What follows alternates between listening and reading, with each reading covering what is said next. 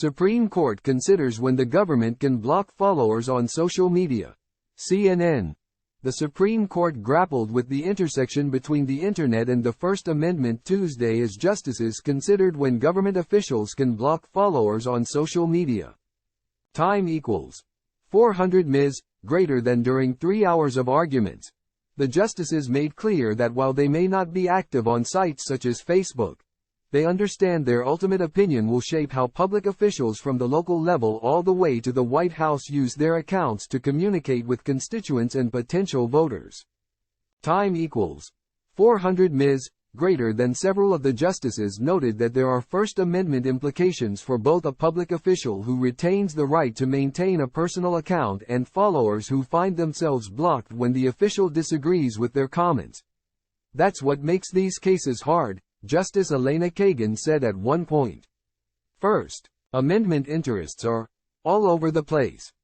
They probed what kind of posts could convert a public official's private account into state action that would trigger First Amendment concerns and limit an official's ability to discriminate on the basis of a commenter's viewpoint. I'm not a Facebook person, conservative Justice Clarence Thomas declared. But he went on to express some concern that if the definition of government action is broadened too much, it would serve to reduce the speech of public officials in a potentially dangerous way. Chief Justice John Roberts worried that attempting to disentangle an official's private life and public job on a personal page doesn't reflect the reality of how social media works.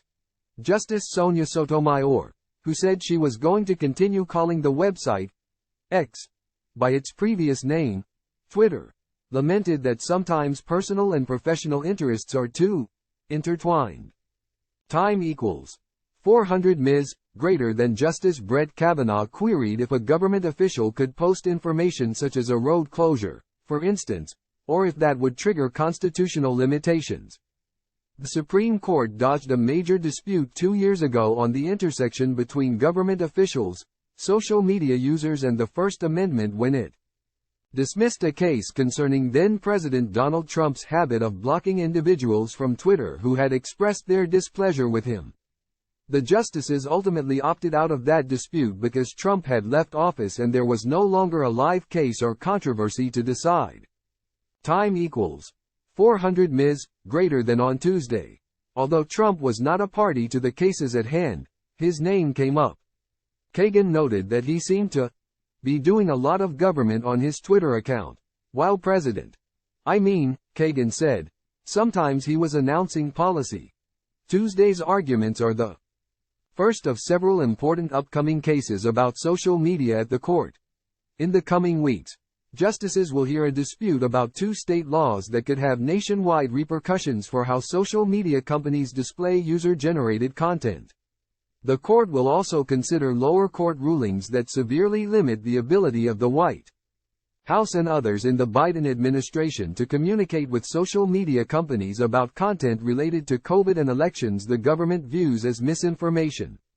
If a public official uses a social media account as an official forum, whether for engaging with constituents, transacting business, or for other uses related to the office, then they're a state actor, to whom the First Amendment applies, just as if they were standing at a door deciding who should be allowed into a public meeting relating to their duties, said Steve Vladeck, CNN Supreme Court analyst and professor at the University of Texas School of Law. But just as government officials go home at the end of the day, their social media can also be personal, to which the Constitution does not and should not apply, Vladeck added.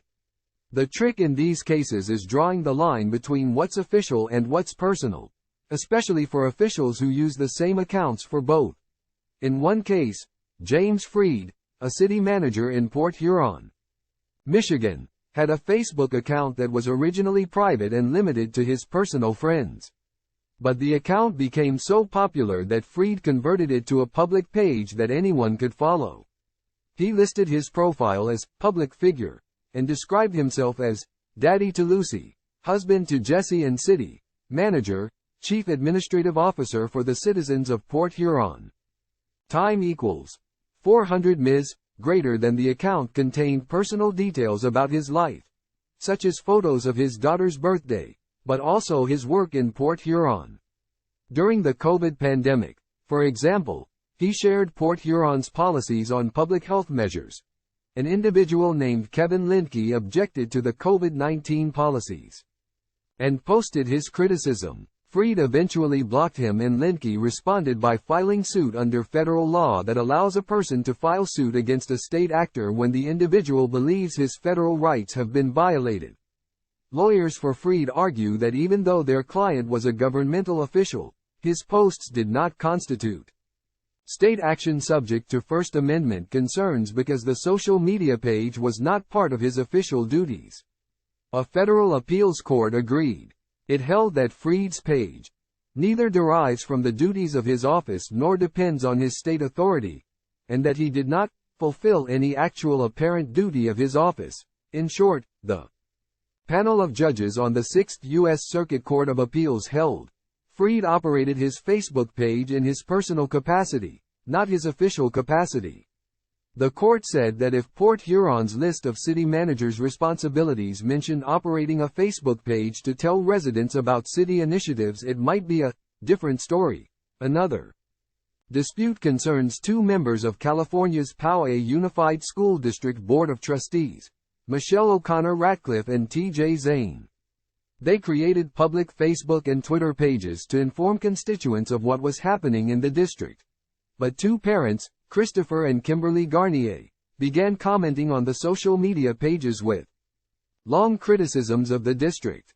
O'Connor Ratcliffe and Zane blocked them, and the Garniers filed suit seeking damages and arguing that the officials' postings amounted to government action. The public officials lost at the federal appeals court level.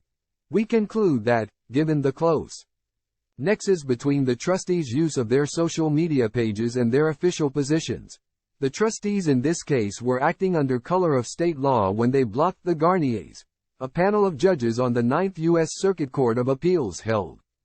The court made clear that although the social media accounts were not required by the trustees' positions, the accounts were directly connected to their jobs. While not every social media account created by a public official is subject to constitutional scrutiny, the court added, when state actors enter the virtual world and invoke their government status to create a forum for expression, the First Amendment enters with them.